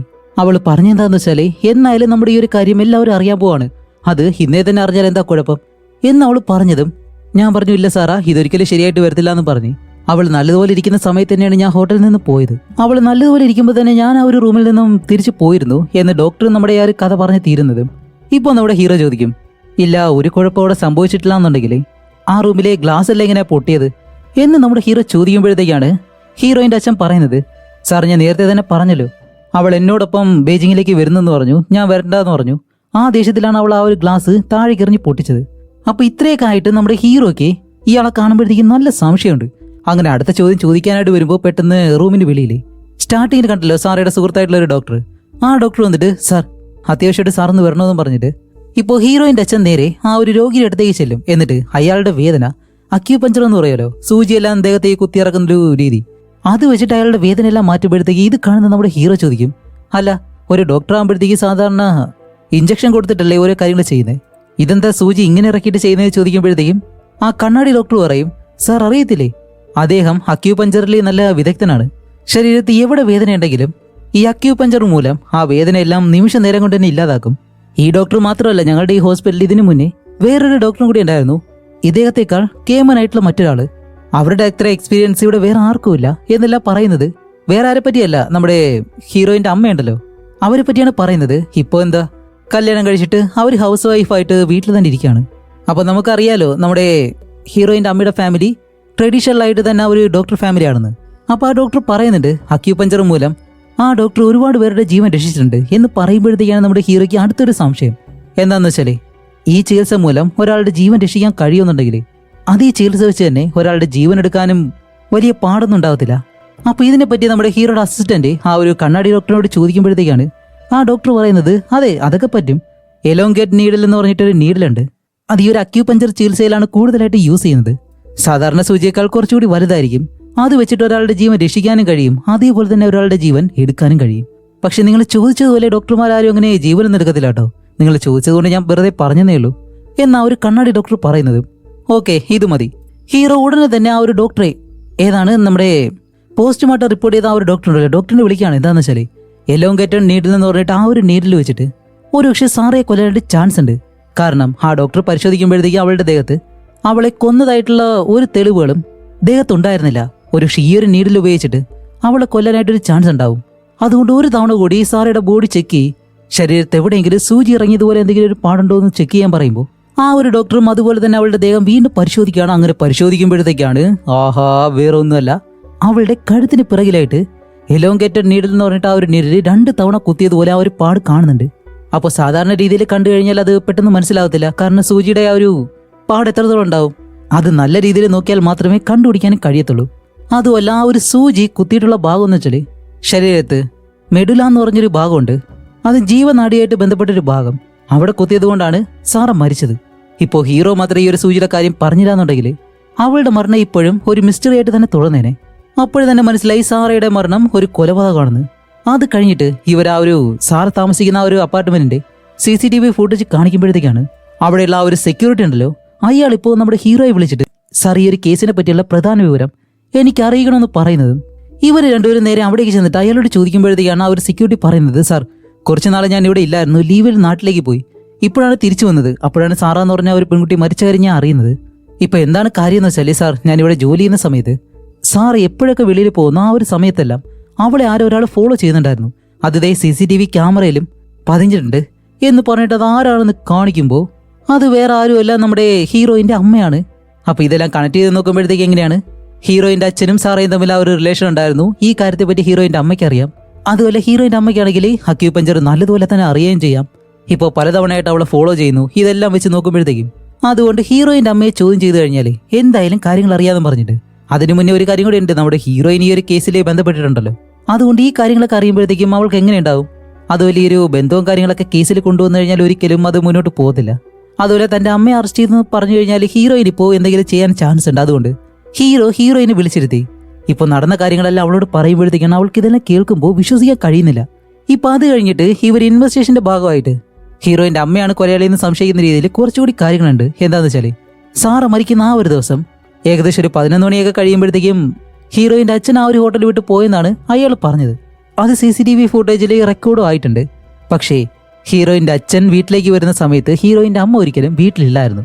അതിനു മുന്നേ തന്നെ വീട്ടിൽ നിന്ന് ഇറങ്ങിയ ഹീറോയിന്റെ അമ്മ അടുത്ത ദിവസം രാവിലെ 3:57 തിരിച്ച് വീട്ടിലേക്ക് തന്നെ വന്നത്. അങ്ങനെ തെളിവുകളെല്ലാം നമ്മുടെ ഹീറോയിന്റെ അമ്മയ്ക്ക് എതിരായിട്ട് ഇവർ നേരെ ഹീറോയിന്റെ അമ്മയെ അറസ്റ്റ് ചെയ്യാൻ വേണ്ടി വീട്ടിലേക്ക് പോകുമ്പോഴത്തേക്കാണ് ഹീറോയിന്റെ അമ്മ പറയുന്നത്, ഓക്കെ ഞാൻ എന്തായാലും നിങ്ങളോടൊപ്പം വരാം, അതിനൊന്നും എനിക്ക് പ്രശ്നമൊന്നുമില്ല. പക്ഷെ അതിനു മുന്നേ ഒരു 10 മിനിറ്റ് എനിക്ക് വേണം, കാരണം എൻ്റെ മകളുടെ ഒരു ബുക്കുണ്ട്, അത് ഞാൻ അവൾക്ക് കൊടുത്തിട്ട് വരാമെന്നും പറഞ്ഞ് ആ ഒരു ബുക്ക് എടുത്തുകൊണ്ട് വന്നിട്ട് ഹീറോയിന്റെ തലയണ ഉണ്ടല്ലോ അതിനടിയിൽ കൊണ്ടുവയ്ക്കുന്നു. അത് കഴിഞ്ഞിട്ട് ഇവരോടൊപ്പം നേരെ സ്റ്റേഷനിലേക്കും വരുന്നു. ഇപ്പൊ സ്റ്റേഷനിൽ വന്നിട്ട് ഹീറോയിന്റെ അമ്മയുടെ സാറയുടെ ഫോട്ടോ കാണിച്ചിട്ട്, ദേ ഈ ഒരു ലേഡിയെ നിങ്ങൾക്ക് നല്ലതുപോലെ അറിയാം, നിങ്ങളുടെ ഭർത്താവായിട്ട് ഇവർക്കൊരു റിലേഷൻ ഉണ്ടായിരുന്നു, അതുപോലെ കുറെ നാളായിട്ട് നിങ്ങൾ ഇവരെ ഫോളോയും ചെയ്യുന്നുണ്ടായിരുന്നു, ഇതെല്ലാം വെച്ച് നോക്കുമ്പോഴത്തേക്ക് ആ ഒരു പെൺകുട്ടിയെ കൊന്നത് നിങ്ങളാണോ എന്ന് ചോദിക്കുമ്പോൾ ഇവിടെയാണ് ഹീറോയിന്റെ അമ്മ ഒരു കാര്യം പറയുന്നത്, അതെ നിങ്ങൾ പറഞ്ഞതെല്ലാം ശരിയാണ്, എൻ്റെ ഭർത്താവും ഈ ഒരു പെൺകുട്ടിയായിട്ട് റിലേഷൻ ആയിരുന്നു, ആ കാര്യം എനിക്കറിയാം, അതുകൊണ്ട് ഞാൻ അവളെ ഫോളോയും ചെയ്തു. പക്ഷേ ഇതെങ്ങനെ എനിക്കറിയാമെന്നല്ലേ, ഒരു ദിവസം എനിക്ക് ഒരു അൺനോൺ നമ്പറിൽ നിന്നൊരു കോൾ വന്നിരുന്നു. എടുത്ത് സംസാരിക്കുമ്പോൾ അത് ആളാരാണെന്ന് എനിക്ക് മനസ്സിലായില്ല, കാരണം അതൊരു കമ്പ്യൂട്ടർ വോയിസ് പോലെയാണ് കേട്ടത്. അവരാണ് പറഞ്ഞത് നിന്റെ ഭർത്താവും ഇതുപോലെ തന്നെ സാറ എന്ന് പറഞ്ഞൊരു പെൺകുട്ടിയും തമ്മിൽ റിലേഷൻ ആണെന്നും അതെന്താണെന്ന് കണ്ടുപിടിക്കാനായിട്ട് പറഞ്ഞതും, അതുകൊണ്ടാണ് ഞാൻ സാറയെ എൻ്റെ ഭർത്താവിനെ കൈയോടെ പിടിക്കാൻ വേണ്ടി അവർ രണ്ടുപേരും ഞാൻ ഫോളോ ചെയ്തത്. പിന്നെ നിങ്ങൾ പറഞ്ഞത് എന്തായാലും നിങ്ങളുടെ ഭാഗത്ത് ശരിയായിരിക്കാം, കാരണം ഈ തെളിവുകളെല്ലാം വെച്ച് നോക്കുമ്പോഴത്തേക്ക് ഞാൻ അവളെ കൊന്നു മാത്രമേ നിങ്ങൾ വിചാരിക്കത്തുള്ളൂ. അതിനെനിക്കും ആഗ്രഹം ഉണ്ടായിരുന്നു അവളെ കൊല്ലണമെന്ന്. പക്ഷെ അതുപോലെ ഒരു പെൺകുട്ടിയെ ഞാൻ കൊന്നു കഴിഞ്ഞാലേ അത് എനിക്ക് തന്നെയാണ് നാണക്കേട്, അതുകൊണ്ട് ആ പെൺകുട്ടിയെ ഞാൻ കൊന്നിട്ടില്ല എന്ന് പറയുന്നതും ഇവർ ചോദിക്കും, ശരി അങ്ങനെയാണെങ്കിൽ കൊല നടന്ന ആ ഒരു ദിവസം നിങ്ങൾ എവിടെയായിരുന്നു, രാവിലെയാണല്ലോ തിരിച്ചു വന്നതെന്ന് പറയുമ്പോൾ, അതെ ഞാൻ വെളിയിൽ പോയിരുന്നു, എനിക്ക് നല്ല വിഷമമുണ്ടായിരുന്നു, കുറച്ചു നേരം ഒരു 6ന്റെ കരയിൽ പോയി ഇരിക്കുമായിരുന്നു. അതുപോലെ നിങ്ങൾക്ക് മറ്റൊരു കാര്യം അറിയോ, എനിക്ക് ബ്രസ്റ്റ് ക്യാൻസർ ആണ്, അത് ലാസ്റ്റ് സ്റ്റേജ്, എന്നെ രക്ഷപ്പെടുത്താൻ കഴിയത്തില്ല എന്ന് ഡോക്ടർ പറഞ്ഞു. ഇതിന് പ്രധാന കാരണം ആരാണെന്നറിയോ, എൻ്റെ ഭർത്താവ്. പല വർഷമായിട്ട് ഞാൻ ഡിപ്രഷനിലായിരുന്നു, മാനസികമായിട്ടും ഒരുപാട് ബുദ്ധിമുട്ടിയാണ് അവസാനം എനിക്ക് ബ്രസ്റ്റ് ക്യാൻസർ വന്നത്. ഈ അവസ്ഥയിലുള്ള ഞാൻ ഒരു പെൺകുട്ടിയെ കൊല ചെയ്യുമെന്ന് നിങ്ങൾ വിശ്വസിക്കുന്നുണ്ടോ? ഒരിക്കലുമില്ല, ഞാനല്ല അവളെ കൊന്നതെന്ന് പറയും. ഇതേസമയം ഹീറോയിനെ കാണിക്കുമ്പോഴത്തേക്കും ഹീറോ അവളുടെ അടുത്തിരുന്നിട്ട് അവളെ സമാധാനിപ്പിക്കുകയാണ്, ഹേയ് നീ വിഷമിക്കുന്നതിനാ, ഇതൊരു ചോദ്യം ചെയ്യൽ മാത്രമല്ലേ, അത് കഴിയട്ടെ എന്നിട്ടല്ലേ നമുക്ക് എന്തെങ്കിലും വിവരം അറിയാൻ കഴിയത്തുള്ളൂ എന്നെല്ലാം പറഞ്ഞിട്ട് ഹീറോയിനെ സമാധാനിപ്പിക്കുമ്പോൾ കറക്റ്റ് സമയത്ത് ഹീറോയിന്റെ അച്ഛനുണ്ടല്ലോ അയാൾ ഹീറോയെ വിളിക്കുന്നു. എന്നിട്ട് നമ്മുടെ ഹീറോയുടെ ഒരു കാര്യം പറയുന്നുണ്ട്, സാർ ആവശ്യമില്ലാതെ എൻ്റെ ഭാര്യ എന്തിനാ അറസ്റ്റ് ചെയ്ത് വെച്ചേക്കുന്നേ, നിങ്ങൾക്കിപ്പോൾ കൊലയാളി ആരാണെന്ന് അറിയണം, അത്രയല്ലേ വേണ്ടൂ, ശരി ഞാൻ തന്നെയാണ് സാറേ കൊന്നത്, ഞാൻ വന്ന് സറണ്ടർ ആവാം, എൻ്റെ ഭാര്യയ്ക്കാണെങ്കിൽ ആൾറെഡി വയ്യ, അതുകൊണ്ട് അവളെ റിലീസ് ചെയ്യണം എന്ന് നമ്മുടെ ഹീറോയിന്റെ അച്ഛനൊരു കാര്യം പറയുന്നതും ഇത് ഒരിക്കലും പ്രതീക്ഷിക്കാത്തൊരു ടെസ്റ്റായി പോയി. അങ്ങനെ അത് കഴിഞ്ഞിട്ട് ഇപ്പോൾ നമ്മുടെ ഹീറോയിന്റെ അച്ഛനെ സ്റ്റേഷനിലേക്ക് കൊണ്ടുവന്നിട്ട്, നിങ്ങൾ ആവശ്യമില്ലാതെ ഈ ഒരു കേസിന്റെ ഗതി തിരിക്കരുത്, അല്ല നിങ്ങളല്ലേ പറഞ്ഞു 11 മണിക്ക് മുന്നേ തന്നെ നിങ്ങൾ തിരിച്ച് വീട്ടിലേക്ക് പോയത്, അങ്ങനെയല്ല നിങ്ങൾ എങ്ങനെ ആ ഒരു പെൺകുട്ടിയെ കൊല്ലുന്നത്, അത് കഴിഞ്ഞിട്ട് നിങ്ങൾ വീട്ടിൽ നിന്ന് പുറത്തേക്ക് പോയിട്ടില്ല, പിന്നെ എങ്ങനെ അവിടെ പോയിട്ട് ആ ഒരു പെൺകുട്ടിയെ കൊല്ലാനായിട്ട് എന്ന് ചോദിക്കുമ്പോഴത്തേക്കാണ് അയാൾ പറയുന്നത്, അത് വേറെ ഒന്നുമല്ല, എൻ്റെ വീടിന് പിറകിൽ ഒരു സീക്രട്ട് ആയിട്ടുള്ള വഴിയുണ്ട്, അത് വഴി പോയിട്ടാണ് ഞാൻ അവളെ കൊന്നത്, അതിന് കാരണം വേറെ ഒന്നുമല്ല, സാർ എന്നോട് പറഞ്ഞു എന്താണെന്നറിയോ, എൻ്റെ ഭാര്യയെ വിട്ടിട്ട് അവളെ വിവാഹം കഴിക്കാൻ, ഇല്ലാന്നുണ്ടെങ്കിൽ അവൾ എല്ലാവരോടും ഈ കാര്യം പറയുന്നു പറഞ്ഞു, വേറെ വഴിയില്ലായിരുന്നു, ആ അക്യൂപഞ്ചർ ടെക്നിക്ക് വെച്ച് തന്നെ ഞാൻ അവളെ കൊല്ലുമായിരുന്നു. അപ്പൊ ഇതെല്ലാം കേട്ട ഹീറോ വെളിയിരുന്നിട്ട് അകത്ത് ചോദ്യം ചെയ്യുന്ന ആ ഒരു ലേഡി പോലീസിനോട്, ഓക്കെ അയാളോട് എത്ര തവണ അവളെ കുത്തിയിട്ടാണ് കൊന്നതെന്ന് ചോദിക്കുക എന്ന് ചോദിക്കുന്നതും ഇവിടെയാണ് അങ്കിൾ പെടാൻ പോകുന്നത്. വേറൊന്നുമല്ല, യഥാർത്ഥ കൊലയാളിയാണെങ്കിൽ 2 തവണ കുത്തിയെന്ന് പറയണം, പക്ഷേ ഹീറോയിന്റെ അച്ഛൻ പറയുന്നതാണെങ്കിൽ 1 തവണ കുത്തിയെന്ന്. എന്നാലും കാര്യമില്ല, അയാളുടെ ഓഫീസിൽ തന്നെ ആ ഒരു സൂചി ഇരിപ്പുണ്ട്, അതുകൊണ്ട് ഹീറോയിന്റെ അച്ഛനെ നേരെ ഹോസ്പിറ്റലിലേക്ക് കൊണ്ടുപോയിട്ട് ആ ഒരു സൂചി എടുത്ത് ഇവർ പരിശോധിക്കുമ്പോഴത്തേക്കും സൂചിയിൽ ഇപ്പോഴും സാറയുടെ ആ ഒരു രക്തക്കറയല്ലാണ്ട്. അപ്പൊ ഇത്രയും മതിയല്ലോ, ഇനി എന്തായാലും ഹീറോയിന്റെ അച്ഛൻ തന്നെയാണ് സാറയെ കൊന്നതെന്ന് ഇവർ കണ്ടുപിടിച്ചു. അപ്പോഴേക്കും ഹീറോയുടെ അസിസ്റ്റന്റ്, സാർ ഇപ്പോൾ ഈ കേസ് അവസാനിച്ചാലോ, നമുക്കിനി അടുത്ത കേസിലേക്ക് പോയാലോ എന്ന് ചോദിക്കുമ്പോൾ ഇവിടെയാണ് ഹീറോ പറയുന്നത്, അല്ല നിങ്ങൾക്ക് എന്താ ഇതുവരെ മനസ്സിലായില്ലേ, അയാൾ പറഞ്ഞതിൽ എന്തൊക്കെ മിസ്റ്റേക്കുകളുണ്ടെന്നറിയോ, സാറ എന്ന് പറഞ്ഞ ഒരു പെൺകുട്ടി മരിക്കാൻ കാരണം 2 തവണ സൂചി കൊണ്ട് കുത്തിയതുകൊണ്ടാണ്, പക്ഷെ അയാൾ പറഞ്ഞത് കേട്ടല്ലോ 1 തവണയെ അയാൾ കുത്തിയോളന്ന്. ഓക്കെ അതെല്ലാം പോട്ടെ, അയാൾ തന്നെയാണ് കൊലയാളിയെന്ന് വെച്ചു, പക്ഷെ ഏതെങ്കിലും ഒരു കൊലയാളി അയാൾ മനഃപൂർവ്വം പിടിക്കപ്പെടാൻ വേണ്ടി കൊല ചെയ്ത ആ ഒരു വെപ്പൺ തൻ്റെ അടുത്ത് തന്നെ സൂക്ഷിക്കൂ, അതും ആ ഒരു രക്തക്കറയെല്ലാം അതുപോലെ തന്നെ വെച്ചുകൊണ്ട്, അത്രയും മണ്ടനായിട്ടുള്ള ഒരാളാണ് ഈ ഒരു ഡോക്ടർ എന്ന് നിങ്ങൾ വിശ്വസിക്കുന്നുണ്ടോ? ഇതിൽ എന്തോ ഒരു തെറ്റ് നടക്കുന്നുണ്ട്, ഒരുപക്ഷെ തന്റെ ഭാര്യയെ സംരക്ഷിക്കാൻ വേണ്ടി അയാൾ സ്വയം കുറ്റം ഏറ്റെടുത്തതായിരിക്കാം എന്ന് ഹീറോ പറയുമ്പോഴത്തേക്കാണ് നമ്മുടെ ഹീറോയിൻ ഇപ്പോൾ ഹീറോയെ വിളിക്കുന്നത്. എന്നിട്ട് പറയും, ഇതുപോലെ വീട്ടിലെ ഞാൻ ഒരു കാര്യം കണ്ടുപിടിച്ചിട്ടുണ്ട്, പെട്ടെന്ന് വീട്ടിലേക്ക് വരാൻ പറയും. അങ്ങനെ ഹീറോ നേരെ വീട്ടിലേക്ക് ചെല്ലുമ്പോൾ നമ്മുടെ ഹീറോയിന്റെ അമ്മയെ അറസ്റ്റ് ചെയ്യുന്നതിന് മുന്നേ അവരൊരു ബുക്ക് എടുത്ത് ഹീറോയിന്റെ തലേണയുടെ അടിയിൽ വെച്ചിരുന്നല്ലോ. ആ ബുക്കിൽ ഒരു ഫോട്ടോ ഉണ്ട്. ആ ഫോട്ടോ എടുത്ത് ഇപ്പോൾ നമ്മുടെ ഹീറോയ്ക്ക് കാണിച്ചു കൊടുക്കും. ഇപ്പോൾ ഫോട്ടോയിലാണെങ്കിലോ ഏതോ ഒരു പെൺകുട്ടി ഒരു മരത്തിന് താഴെയായിട്ട് നിൽക്കുന്ന പോലെയാണ്. പക്ഷെ അത് ആരാണെന്ന് വ്യക്തമല്ല. പക്ഷെ ഫോട്ടോയുടെ പിറകിൽ ഒരു കാര്യം എഴുതിയിട്ടുണ്ട്. ഞാനല്ലാതെ നിന്റെ അടുത്തേക്ക് ഏതെങ്കിലും പെൺകുട്ടി വന്നു കഴിഞ്ഞാലേ അവരെ ഞാൻ കൊല്ലുമെന്നാണ് എഴുതിയിട്ടുള്ളത്. അതുപോലെ ഈ ഒരു ഫോട്ടോ ഇപ്പോഴൊന്നും എടുത്തതല്ല, വർഷങ്ങൾക്ക് മുന്നേ തന്നെ എടുത്തതാണ്. അതുപോലെ ഈ ഒരു ഫോട്ടോ കാണുമ്പോഴത്തേക്ക് ഹീറോയിൻ ഈ ഫോട്ടോയുടെ ബാക്ക്ഗ്രൗണ്ട് ഇത് ഞാൻ വേറെ എവിടെ കണ്ടിട്ടുണ്ടെന്ന് പറഞ്ഞിട്ട് അവരുടെ വീട്ടിലെ കബോർഡെല്ലാം നല്ലതുപോലെ അരിച്ച് പിറക്കി അവസാനം ഒരു ഫോട്ടോ അവൾ കണ്ടുപിടിക്കുന്നുണ്ട്. ഇപ്പൊ ആ ഒരു ഫോട്ടോ എടുത്ത് കാണിക്കുമ്പോഴത്തേക്കും ആ ഫോട്ടോയിലും ഇതേ ലൊക്കേഷനിൽ ടീനേജർ ആയിട്ടുള്ള ഹീറോയിന്റെ അച്ഛൻ നിൽക്കുന്ന ഫോട്ടോ ആണുള്ളത്. അതുപോലെ ഇപ്പൊ ഇവരുടെ കയ്യിലുള്ള ആ ഒരു ഫോട്ടോയിലും ഒരേ സ്ഥലം തന്നെയാണ്. അതുകൊണ്ട് അങ്ങനെ നോക്കുമ്പോഴത്തേക്കും ഇതെന്തായാലും നമ്മുടെ ഹീറോയിന്റെ അച്ഛന്റെ ഗ്രാമമാണ്. അപ്പോ ഈ ഒരു ഫോട്ടോയെ പറ്റി അറിയാവുന്നത് ആർക്കാണ്? ഹീറോയിന്റെ അമ്മയ്ക്ക്. അതുകൊണ്ട് ഹീറോയിന്റെ അമ്മയോട് തന്നെ കാര്യങ്ങൾ ചോദിക്കാന്നും പറഞ്ഞു നേരെ സ്റ്റേഷനിലേക്ക് ചെന്നിട്ട് ഹീറോയിന്റെ അമ്മയോട് കാര്യങ്ങൾ ചോദിക്കുമ്പോഴത്തേക്കാണ് അവർ പറയുന്നത്, ഓക്കെ, എന്റെ ഭർത്താവ് ആ ഒരു ഫോട്ടോയിൽ ഉണ്ടായിരുന്നല്ലോ, അതേ ലൊക്കേഷനിൽ നിൽക്കുന്ന മറ്റൊരു ഫോട്ടോയിലുള്ള ആ ഒരു പെൺകുട്ടി വേറെ ആരുമല്ല. ആ സമയത്ത് എന്റെ ഭർത്താവ് സ്നേഹിച്ച പെൺകുട്ടിയാണ്. പക്ഷെ എന്ത് പറ്റിയെന്ന രീതിയിൽ ആ ഒരു പെൺകുട്ടിയായിട്ട് ബ്രേക്കപ്പ് ആയതിനു ശേഷമാണ് അയാൾ എന്നെ കല്യാണം കഴിച്ചത്. അതുപോലെ ആ ഒരു പെൺകുട്ടിയുടെ പേരുൾപ്പെടെ ഹീറോയിന്റെ അമ്മയ്ക്ക് അറിയാം. അപ്പൊ അവരെന്തായാലും നമുക്ക് ജൂലി എന്ന് വിളിക്കാം. അപ്പൊ ജൂലിയും ഹീറോയിന്റെ അച്ഛനും കുട്ടിക്കാലം മുതൽ തന്നെ ആ ഒരു ഗ്രാമത്തിലാണ് ജനിച്ചു വളർന്നത്. അതുകൊണ്ട് അടുത്തതായിട്ട് നമ്മുടെ ഹീറോയിനും എല്ലാവരും പോകുന്നത് അവളുടെ അച്ഛന്റെ ആ ഒരു ഗ്രാമത്തിലേക്ക്. ഹീറോയിൻ ഈ ഒരു കേസിലെ അന്വേഷണത്തിനൊന്നുമില്ല, വെറുതെ ഹീറോ കൂടെ കൊണ്ട് വരുന്നതാണ്. അങ്ങനെ അവളെ കാറിലെത്തി ഇപ്പോൾ ഗ്രാമത്തിലുള്ള വയസ്സായിട്ടുള്ള ഒരു അപ്പുവനെ കണ്ടിട്ട് ഹീറോയിൻ ടീമും ജൂലിയെ പറ്റിയും അതേപോലെ തന്നെ ഹീറോയിന്റെ അച്ഛനെ പറ്റിയുള്ള കാര്യങ്ങളൊക്കെ അയാളോട് ചോദിക്കുകയാണ്. അപ്പോഴാണ് ആ ഒരു അപ്പുവൻ പറയുന്നത്, നമ്മുടെ ഗ്രാമത്തിൽ തന്നെ ഇതുപോലെ പ്രണയിക്കുന്ന രണ്ടുപേര് വേറെ ഒരിക്കലും ഉണ്ടായിട്ടില്ല. അത്രയും വലിയൊരു പ്രണയമായിരുന്നു. പക്ഷെ എന്തു പറ്റിയെന്ന് അറിയത്തില്ല. ജൂലിയുടെ അച്ഛനും അമ്മയും കുട്ടിക്കാലത്ത് തന്നെ മരിച്ചുപോയി. അതേപോലെ ഹീറോയിന്റെ അച്ഛന്റെ അവസ്ഥയാണെങ്കിലോ അച്ഛൻ മരിച്ചുപോയി, ആകെ ഉണ്ടായിരുന്ന അമ്മ മാത്രമാണ്. അതുപോലെ തന്റെ മകനെ ഒറ്റയ്ക്ക് ഒരു ഗ്രാമത്തിൽ നിന്ന് നോക്കാൻ കഴിയാതെ ഒരു പരിധി കഴിഞ്ഞപ്പോഴത്തേക്കും ഹീറോയിന്റെ അച്ഛന്റെ അമ്മ ഈ ഒരു ഗ്രാമം വിട്ട് തന്റെ മകനെ ഇവിടെ ആക്കി സിറ്റിയിലേക്ക് പോയി. അതുകൊണ്ട് കുട്ടിക്കാലം മുതൽ തന്നെ അച്ഛനും അമ്മയും ഇല്ലാതെ വളർന്ന ഇവർ രണ്ടുപേരും ഒരുമിച്ച് തന്നെയാണ് കഴിഞ്ഞിരുന്നത്. അങ്ങനെ വളർന്ന അവസാനം രണ്ടുപേരും നല്ല പ്രണയത്തിലായി. പക്ഷെ ഇവിടെയാണ് ജൂലി എന്ന് പറഞ്ഞ ഒരു പെൺകുട്ടിക്ക് കുട്ടിക്കാലം മുതൽ തന്നെ എന്തോ ഒരു അസുഖം ഉണ്ടായിരുന്നു. എന്താന്ന് വെച്ചാൽ അവൾക്ക് ഇടയ്ക്കിടയ്ക്ക് കൈ വിറയ്ക്കാൻ തുടങ്ങും. ഇതിനെ ചികിത്സയില്ലെന്നാണ് ഡോക്ടർമാർ പറഞ്ഞത്. പക്ഷെ ഇവരുടെ പ്രണയം അത്രയും വലുതായിരുന്നല്ലോ. അതുകൊണ്ട് തന്നെ ഹീറോയിന്റെ അച്ഛൻ ജൂലിയോട് പറയും, ഹേയ്, നീ ഒരു കാരണവശാലും വിഷമിക്കണ്ട. നിന്റെ ഈ ഒരു അസുഖം ചികിത്സിച്ച് ഭേദമാക്കാൻ വേണ്ടി ഞാൻ ഡോക്ടറിന് പഠിക്കാം. ആ അസുഖം എന്താണെന്ന് കണ്ടുപിടിച്ച് അത് ചികിത്സിച്ച് ഞാൻ ഭേദമാക്കുമെന്നല്ല അവൾക്ക് വാക്ക് കൊടുത്തിരുന്നു. പക്ഷേ ഈ ഒരു ഗ്രാമത്തിൽ നിന്നൊരിക്കലും ഡോക്ടർ പഠിക്കാൻ കഴിയത്തില്ലല്ലോ. അതുകൊണ്ട് അതിനു വേണ്ടിയിട്ട് ഹീറോയിന്റെ അച്ഛൻ നേരെ സിറ്റിയിലേക്ക് പോകുന്നു. അവളോട് അവസാനം ഒരു യാത്രയെല്ലാം പറയുന്നുണ്ട്, ഞാൻ ഇതുപോലെ ലെറ്റർ അയക്കാമെന്നെല്ലാം. അങ്ങനെ പോയിട്ട് കുറച്ച് നാൾ കഴിയുമ്പോഴത്തേക്കും വേറെ കുഴപ്പമൊന്നുമില്ല. ലെറ്ററുകളെല്ലാം ഇടയ്ക്കിടയ്ക്ക് വരുന്നുണ്ട്. ഒരു കുഴപ്പമില്ലാതെ അവളത് വായിക്കുകയും ചെയ്യുന്നുണ്ട്. പക്ഷേ അത് കഴിഞ്ഞിട്ടുള്ള ദിവസങ്ങളിൽ ലെറ്റർ വരുന്നത് കുറയുന്നു. ഇപ്പോൾ തന്റെ കാമുകന്റെ അടുത്ത് നിന്നും ഒരു ലെറ്ററും വരാത്ത ഒരു അവസ്ഥയിൽ ജൂലി എന്താ തീരുമാനിക്കുന്നതെന്ന് വെച്ചാൽ നേരെ സിറ്റിയിലേക്ക് പോയിട്ട് അവനെ കാണാം. എന്താണ് കാര്യമെന്ന് അറിയണമല്ലോ. അതുകൊണ്ട് ജൂലി സാധനങ്ങളെല്ലാം പാക്ക് ചെയ്തിട്ട് നേരെ സിറ്റിയിലേക്ക് പോകും. അന്ന് അവള് സിറ്റിയിലേക്ക് പോകുന്ന കാര്യം ഞാൻ കണ്ടിരുന്നു എന്ന് ഇപ്പോൾ ഹീറോയോട് കഥ പറയുന്ന ആ ഒരു അപ്പുവനുണ്ടല്ലോ, അയാൾ പറയുന്നുണ്ട്, ഇതുവരെ എനിക്കറിയത്തുള്ളൂ സിറ്റിയിൽ പോയിട്ട് അവൾ പിന്നെ അവനെ കണ്ടോ എന്നൊന്നും എനിക്കറിയത്തില്ല.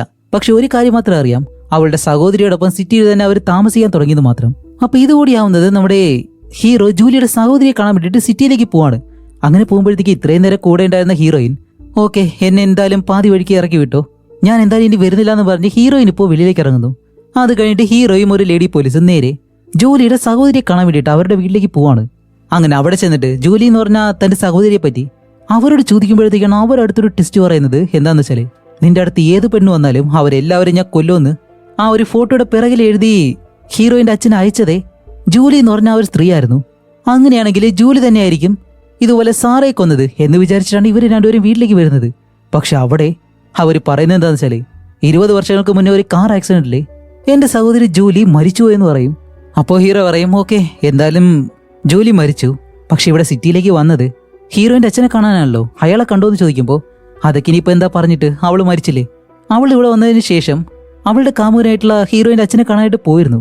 പക്ഷെ അവനാണെങ്കിലോ അവളെക്കാട്ടി നല്ലൊരു പെണ്ണിനെ കിട്ടിയതുകൊണ്ട് അവളെ ബ്രേക്കപ്പ് ചെയ്ത് ആ ഒരു ലേഡിയെ കല്യാണം കഴിച്ച് അവൻ നല്ല സുഖമായിട്ട് ജീവിക്കുമായിരുന്നു. അതുകൊണ്ട് അതിനെപ്പറ്റി ഇനിയിപ്പോൾ പറയാൻ താല്പര്യമില്ല എന്ന് പറഞ്ഞ് ഇവരെ രണ്ടുപേരും വെളിയിലേക്ക് പറഞ്ഞു വിടും. അങ്ങനെ രണ്ടുപേരും വെളിയിലേക്ക് വരുമ്പോഴത്തേക്കാണ് അവിടെ ഒരു മുത്തശ്ശി കിടന്ന് കറങ്ങുന്നുണ്ട്. അവരിപ്പോൾ നമ്മുടെ ഹീറോയോട് എന്തോ ഒരു കാര്യം പറയുന്നു. എന്താന്ന് വെച്ചാൽ 20 വർഷങ്ങൾക്ക് മുന്നേ ഇതുപോലെ ഗ്രാമത്തിൽ നിന്ന് സിറ്റിയിലേക്ക് വന്ന ഹീറോയിന്റെ അച്ഛന്റെ ആ ഒരു കാമുകി ജൂലി ഉണ്ടല്ലോ, അവരിവിടെ വരുമ്പോൾ തന്നെ അവൾ പ്രഗ്നന്റ് ആയിരുന്നു. ജൂലി ഇവിടേക്ക് വരുമ്പോഴത്തേക്കും ജൂലിയുടെ സഹോദരിയോടൊപ്പം വേറൊരു ഭാര്യയും ഭർത്താവും അവരോടൊപ്പം റൂം എടുത്ത് താമസിക്കുമായിരുന്നു. ആ സമയത്ത് വീടൊന്നും അധികം കിട്ടാത്തത് കൊണ്ട് അവർ 4 പേരും ഒരു വീട് ഷെയർ ചെയ്ത് താമസിക്കുമായിരുന്നു. എന്നീ ഒരു മുത്തശ്ശി അവർക്കറിയാവുന്ന കാര്യങ്ങളൊക്കെ പറയുമ്പോഴത്തേക്കും ഹീറോ ഇപ്പോ ആ ഒരു ഭാര്യയും ഭർത്താവും ആരാണെന്ന് അന്വേഷിക്കുകയാണ്. അതുപോലെ അവരുടെ അഡ്രസ്സും കാര്യങ്ങളെല്ലാം ഈ ഒരു മുത്തശ്ശിക്ക് അറിയാം. അതനുസരിച്ച് നമ്മുടെ ഹീറോ നേരെ അവരെ കാണാനായിട്ട് ആ ഒരു ഭാര്യയും ഭർത്താവിനെ കാണാനായിട്ട് ചെല്ലുമ്പോഴത്തേക്കാണ് അവർ രണ്ടുപേരും പറയും, ആ ഒരു പെൺകുട്ടിയുടെ കാര്യം വളരെ കഷ്ടമാണ്. കല്യാണം കഴിക്കുന്നതിന് മുന്നേ തന്നെ പ്രഗ്നന്റ് ആയി തന്റെ കാമുകനെ കാണാൻ വേണ്ടിയിട്ടാണ് ഇവിടേക്ക് വന്നത്. പക്ഷെ ഇവിടെ വന്നപ്പോഴാണെങ്കിലോ അവൻ താമസിക്കുന്ന അഡ്രസ് എല്ലാം മാറിയിട്ട് അവൻ വേറെ എവിടെ പോയി താമസം തുടങ്ങി. എത്ര അന്വേഷിച്ചിട്ടും അയാളെ കിട്ടിയില്ല. അവസാനം ഞങ്ങൾ തന്നെ അവളോട് പറഞ്ഞിരുന്നു, ഇനിയിപ്പോ നിനക്ക് ഈ ഒരു കുഞ്ഞിനെ വേണ്ട, ആഘോഷം ചെയ്യാനായിട്ട്. പക്ഷെ അവൾ ഒരിക്കലും അത് കേട്ടില്ല. ആ കുഞ്ഞിനെ താൻ തന്നെ പ്രസവിക്കുമെന്ന് പറഞ്ഞിട്ട് ആ കുഞ്ഞിനെ പ്രസവിച്ച് അവൾക്കൊരച്ഛനില്ലാതെ വളരെ കഷ്ടപ്പെട്ടാണ് ജൂലി ആ ഒരു കുഞ്ഞിനെ വളർത്തിയത്. അങ്ങനെ എന്താണ് കുറെ നാൾ കഴിഞ്ഞപ്പോഴത്തേക്കും അവൾക്ക് കാർ ആക്സിഡന്റ് ആയിട്ട് ആ കുഞ്ഞിനെ വിട്ടു പോയി. പിന്നെ ജൂലിയുടെ സഹോദരിയാണ് അവളുടെ കുഞ്ഞിനെ എടുത്തു വളർത്തിയത്. അതൊരു ആൺകുഞ്ഞാണ്. ആ കുഞ്ഞിനെ പറ്റി പിന്നീട് ആരോടും ഒരു വിവരവും കൊടുക്കാതെ അവനെ സേഫ് ആയിട്ട് വളർത്തുമായിരുന്നു എന്ന് പറയുന്നതും ഇതുകൊണ്ടാണ് നമ്മുടെ ഹീറോ ചെന്നിട്ട് ജൂലിയുടെ സഹോദരിയോട് ചോദിക്കുമ്പോൾ ഇതുപോലെ ഒരു മകനുണ്ടെന്നുള്ള കാര്യം അവര് മറച്ചത്. അതുകൊണ്ട് ഹീറോ എന്തായാലും പറയും, ഓക്കെ, അവര് നമ്മളോട് അവരുടെ മകനെ പറ്റി പറഞ്ഞില്ല എന്നുണ്ടെങ്കിലും എന്തായാലും ആ ഒരു വീട്ടിൽ തന്നെ ആയിരിക്കും അവൻ താമസിക്കുന്നത്. അതുകൊണ്ട് രാത്രി എന്തായാലും അവൻ വീട്ടിലേക്ക് വരാൻ ചാൻസ് ഉണ്ട് എന്ന് പറഞ്ഞിട്ട് ഇവര് രണ്ടുപേരും, നമ്മുടെ ലേഡി പോലീസും അതേപോലെ തന്നെ ഹീറോയും, ഇവര് രണ്ടുപേരും അവിടെ ഒളിച്ചു നിൽക്കുമ്പോഴത്തേക്കാണ് വീട്ടിലേക്ക് ജൂലിയുടെ മകൻ വരുന്നു. അത് ആരാണെന്ന് കാണിക്കുമ്പോഴത്തേക്കാണ് ഒരു ഒന്നൊന്നര ടെസ്റ്റ്. നമ്മുടെ സാറ വർക്ക് ചെയ്തിരുന്ന ആ ഒരു ഹോസ്പിറ്റലിൽ അവളുടെ സുഹൃത്തായിട്ടുള്ള ഒരു കണ്ണാടി ഡോക്ടർ ഉണ്ടല്ലോ, ആ ഒരു ഡോക്ടറാണ് ജൂലിയുടെ മകൻ. അങ്ങനെ ഹീറോ പെട്ടെന്ന് ആ ഒരു ഡോക്ടറെ പറ്റി സ്റ്റേഷനിൽ വിളിച്ചിട്ട് അവന്റെ കാര്യങ്ങളൊക്കെ അന്വേഷിക്കാൻ പറയുമ്പോഴത്തേക്കാണ് ഇത് തന്നെയാണ് ജൂലിയുടെ മകൻ. അതേപോലെ തന്നെ അവന് 9 വയസ്സുള്ളപ്പോഴാണ് ജൂലിയുടെ സഹോദരി അവന്റെ ദത്തെടുത്ത് വളർത്തുന്നത്. അതുപോലെ അത് പ്രധാനപ്പെട്ട ഒരു കാര്യം എന്താണെന്ന് വെച്ചാൽ സാറ മരിക്കുന്നതിന്റെ ആ ഒരു ദിവസം അവൾ ഹോട്ടലിലേക്ക് വരുന്നതിന് മുന്നേ തന്നെ ഈ ഡോക്ടർ ആ ഒരു ഡയറക്ഷനിൽ വണ്ടി ഓടിച്ചു പോയതായിട്ടും ചില ഫൂട്ടേജുകളിൽ ഇവർ കണ്ടുപിടിച്ചിട്ടുണ്ട്. അപ്പൊ ഇനിയിപ്പോ വേറെ ഒന്നും കറങ്ങി തിരിഞ്ഞ് പോകേണ്ട ആവശ്യമില്ല, ഇവൻ തന്നെയാണ് കൊലയാളിയെന്നും പറഞ്ഞിട്ട് അടുത്ത നേരം തന്നെ നമ്മുടെ ഹീറോ അവനെ വിളിച്ച് നേരെ സ്റ്റേഷനിലേക്ക് കൊണ്ടുവരുന്നുണ്ട്. എന്നിട്ട് ചോദിക്കും, ഞങ്ങൾ എന്തുമാത്രമായിട്ട് കറക്കിയില്ലേ മോനെ? അതുമല്ല നീ ഒരു കൊലപാതകവും ചെയ്തിട്ട് അത് മറ്റൊരാളെ കൊണ്ട് കുറ്റം സമ്മതിപ്പിക്കുകയും കൂടി ചെയ്തു. ഇതൊക്കെ എങ്ങനെയാണ് നടക്കുന്നത്? അങ്ങനെ ഈ കാര്യങ്ങളൊക്കെ ചോദിക്കുമ്പോഴത്തേക്കാണ് ആ ഡോക്ടർ പെട്ടെന്ന് ചിരിച്ചിട്ട്, അല്ല നിങ്ങൾ എന്ത് വിചാരിച്ചിട്ടാ ഞാനാണ് കൊലയാളി എന്ന് പറയുന്നത്? ഇതിന് നിങ്ങളുടെ കയ്യിൽ എന്തെങ്കിലും തെളിവുണ്ടോ എന്ന് ചോദിക്കുമ്പോൾ ഹീറോ പറയും, എടാ വെറുതെ ചിരിക്കരുത്, നീ ആ ഒരു ഡോക്ടറെ ബ്ലാക്ക്മെയിൽ ചെയ്തിട്ടല്ലേ അയാളെ കൊണ്ട് ഈ ഒരു കുറ്റം സമ്മതിപ്പിച്ചത്. എല്ലാം കറക്റ്റായിട്ട് ചെയ്ത നീ സാറയെ കൊന്നത് എത്ര തവണ കുത്തിയിട്ടാണെന്ന് മാത്രം കറക്റ്റായിട്ട് പറഞ്ഞു കൊടുത്തില്ല അല്ലേ? കാരണം സാറയുടെ ബോഡിയിൽ 2 തവണ സൂചി കൊണ്ട് കുത്തിയ പാടുണ്ട്. അക്യുപഞ്ചർ നല്ലതുപോലെ അറിയുന്ന ഒരാളാണെങ്കിൽ ഒരൊറ്റ തവണ കുത്തിയാൽ തന്നെ ആള് മരിക്കും. പക്ഷെ അത് നല്ലതുപോലെ അറിയാത്ത നീയാണെങ്കിലോ 2 തവണ കുത്തിയിട്ടാണ് അവൾ മരിച്ചത്. അതറിയാതെ ഹീറോയിന്റെ അച്ഛനാണെങ്കിലോ 1 തവണയാണ് കുത്തിയതെന്നും പറഞ്ഞു. അത് ഞങ്ങൾക്ക് മനസ്സിലായി. പിന്നെ നീ ആണെങ്കിലോ സാർ താമസിച്ച ആ ഒരു ഹോട്ടലിലേക്ക് അന്നേ ദിവസം പോയിട്ടുമുണ്ട്. ഇതിന് മുന്നേ നിന്നോട് ഞങ്ങൾ കാര്യങ്ങൾ ചോദിക്കുമ്പോഴത്തേക്കും അതിനെപ്പറ്റി ഒരു അക്ഷരം പോലും നീ മിണ്ടിട്ടില്ല. അതുകൊണ്ട് ഇനിയിപ്പോ എങ്ങനെ കറങ്ങി തിരിഞ്ഞ് നീ കള്ളം പറയാൻ ശ്രമിച്ചാലും നീയാണ് കൊലയാളിയെന്ന് ഞങ്ങൾ കണ്ടുപിടിച്ചു. അതുകൊണ്ട് നീ സമ്മതിക്കുന്നതാണ് നല്ലത് എന്ന് ഹീറോ പറയുന്നതും ഇപ്പൊ എന്താണ് സംഭവിച്ചെന്ന് കാണിക്കുകയാണ്. ഇതുപോലെ നമ്മുടെ കണ്ണാടി ഡോക്ടർ സത്യത്തിൽ ഹീറോയിന്റെ അച്ഛന്റെ സ്വന്തം മകൻ തന്നെയാണ്. പക്ഷെ ഹീറോയിന്റെ അച്ഛൻ ആ ഒരു കാര്യം അറിയത്തില്ല എന്ന് മാത്രം. ഇപ്പോ സാറയെ കൊന്നതിന് ശേഷം നമ്മുടെ കണ്ണാടി ഡോക്ടർ നേരെ ഹീറോയിന്റെ അച്ഛന്റെ മുറിയിലേക്ക് ചെല്ലുമ്പോഴത്തേക്കും ഇവര് രണ്ടുപേരും സ്നേഹിക്കുന്ന സമയത്ത് സാറ ഹീറോയിന്റെ അച്ഛന്റെ കയ്യിൽ എന്തോ ഒരു കാര്യം കൊടുത്തിട്ടുണ്ടായിരുന്നു. അതിപ്പോഴും അയാളുടെ കയ്യിൽ തന്നെയുണ്ട്. ഇപ്പൊ എത്രയൊക്കെ അവള് മരിച്ചാലും സാറയുടെ സ്നേഹം ഹീറോയിന്റെ അച്ഛൻ ഉണ്ടായിരുന്നു. അപ്പോ അവള് കൊടുത്ത ആ ഒരു ഗിഫ്റ്റിലെടുത്ത് നോക്കുമ്പോഴത്തേക്കാണ് ഇതുപോലെ ഡോക്ടർ അകത്തേക്ക് കയറി വന്നിട്ട് ജൂലി എന്ന് പറഞ്ഞ തന്റെ അമ്മയ്ക്ക് ഹീറോയിന്റെ അച്ഛൻ കൊടുത്ത ഗിഫ്റ്റ് ഒക്കെ ഉണ്ടല്ലോ, അതേപോലെ തന്നെ ഒരു കാപ്പ് കൂടാതെ ഒരു സ്ലൈഡ് ഇതെല്ലാം എടുത്ത് മുന്നിലേക്ക് വെക്കുമ്പോൾ ഹീറോയിന്റെ അച്ഛൻ, ഇതെല്ലാം നിന്റെ കയ്യിൽ എങ്ങനെയാ വന്നത്? ആരാ നിനക്ക് തന്നെന്നല്ലേ ചോദിക്കുമ്പോൾ അപ്പോഴാണ് ആ ഒരു കണ്ണാടി ഡോക്ടർ പറയുന്നത്, ഇപ്പോഴും മനസ്സിലായിട്ടില്ല, നിന്റെ ആദ്യത്തെ കാമുകി ജൂലി ഉണ്ടല്ലോ അവരുടെ മകനാണ് ഞാൻ, അതും നിന്റെ സ്വന്തം മകൻ. പക്ഷേ അച്ഛനാണ്, രക്തബന്ധമാണ് എന്നൊന്നും പറഞ്ഞിട്ട് ആ ഒരു സ്നേഹം പറ്റാനല്ല ഞാൻ ഇപ്പോൾ വന്നത്. എന്റെ അമ്മയെ ചതിച്ച് അതിലൊരു കുഞ്ഞിനെയും കൊടുത്തിട്ട് നീ നല്ലൊരു ജീവിതം തേടിപ്പോയി. പക്ഷെ ഞാനും എൻ്റെ അമ്മയും, ഞാൻ കുട്ടിയായിരിക്കുമ്പോൾ എൻ്റെ അമ്മ എന്തോ അത്ര കഷ്ടപ്പെടുന്നറിയോ? എല്ലാ ദിവസവും എന്നെ നോക്കാൻ വേണ്ടി പല ജോലികളും ചെയ്തിട്ട് എൻ്റെ അമ്മയ്ക്ക് ഒട്ടും വയ്യായിരുന്നു. ആ സമയത്തെല്ലാം എനിക്ക് അച്ഛനെന്ന് പറഞ്ഞ് നീ എൻ്റെ കൺമുന്നിൽ വന്നിരുന്നെങ്കിൽ നിന്നെ കൊല്ലാനുള്ള ദേഷ്യം എനിക്കുണ്ടായിരുന്നു. ഇത് ഞാൻ എൻ്റെ അമ്മയോട് പറഞ്ഞപ്പോൾ അമ്മ എന്താ ചെയ്തെന്നറിയോ? എന്നെ അടിക്കുകയാണ് ചെയ്തത്. കാരണം നീ അത്രയും വെറുത്തിട്ടും എൻ്റെ അമ്മ അവസാനം വരെയും നിന്നെ സ്നേഹിച്ചിരുന്നു. പക്ഷേ അധികം നാൾ എൻ്റെ അമ്മയ്ക്ക് ജീവിക്കാൻ കഴിഞ്ഞില്ല. മരിക്കുന്നതിന് മുന്നേ എൻ്റെ അമ്മ ഒരു ഫോട്ടോയുടെ പിറകിൽ നിന്റെ അടുത്ത് ഏത് പെണ്ണു വന്നാലും അവരെ കൊല്ലുമെന്ന് എഴുതി വിട്ടിരുന്നല്ലോ. അത് എഴുതുമ്പോൾ ഞാനും എൻ്റെ അമ്മയുടെ അടുത്ത് തന്നെ ഉണ്ടായിരുന്നു. അന്ന് ഞാൻ വിചാരിച്ചതാണ് എൻ്റെ അമ്മ മരിച്ചാലും അമ്മ ആഗ്രഹിച്ച ആ ഒരു കാര്യം നടത്തേണ്ടത് എൻ്റെ ചുമതലയല്ലേ. അത് പൂർത്തിയാക്കാൻ വേണ്ടി ഞാൻ തന്നെയാണ് നിന്റെ കാമുകിയെ കൊന്നത്. നീ ഹോട്ടലിൽ വിട്ട് വെളിയിലേക്ക് പോകുമ്പോൾ ഞാൻ അകത്തേക്ക് കയറിയിട്ട് നിങ്ങളുടെ ആ ഒരു അക്യുപഞ്ചർ ടെക്നിക്ക് ഉപയോഗിച്ച് അതേ രീതിയിൽ അവളെ കൊന്നത് ഞാൻ തന്നെയാണ്. അതും നിന്റെ ഓഫീസിലിരുന്നതേ ഈ സൂചി കൊണ്ട്. ആ സൂചി ഇപ്പോഴും എൻ്റെ കയ്യിൽ തന്നെ ഉണ്ട്. അതുകൊണ്ട് ദേ ഈ സൂചി നീ തന്നെ വെച്ചോ. പിന്നെ നിന്റെ ഭാര്യനെ ഞാൻ കൊല്ലാനായിട്ട് തീരുമാനിച്ചാണ്.